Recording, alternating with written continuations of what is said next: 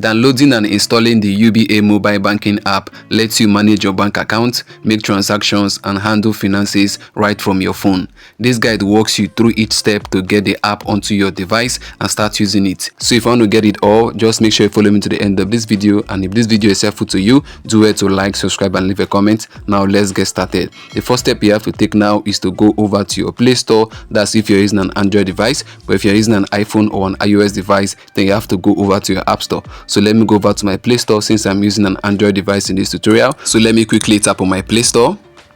You can see my Play Store has opened up. So let me tap on the search icon at the bottom right. Then let me tap on the search bar at the top. Let me tap on it. Then let me go ahead now to type in UBA Mobile Banking App. You can see it right there. I've typed it in. So let me tap on search down there. You can see, guys, I've searched the UBA mobile app right there. You can see it there. So let me tap on it so you can see it clearly. You can see it more clearly now. You can see the name of the app, UBA Mobile Banking. You can see the UBA logo right there. So now to install this app, just tap on install. So let me tap on install right away. You can see, guys, it's now processing. In the next few seconds, it's going to start downloading. So let's wait a few seconds. You can see now it's not downloading. So let's wait till it gets to 100%. Then it's going to start installing automatically. You can see now it has gotten to 100% and it's now installing. Wow, guys, you can see now the UBA mobile banking app is now installed. You can see where it is written installed. So now the next step now is to open up the app. You can see where it is written open on the right. So let me tap on open. You can see the UBA app is opening. Here's the notification. It says allow UBA mobile to send you notification. So let me tap on allow. I want to receive notification from the app. So let me tap on allow real quick. You can see it's now opening. Let's wait a few seconds.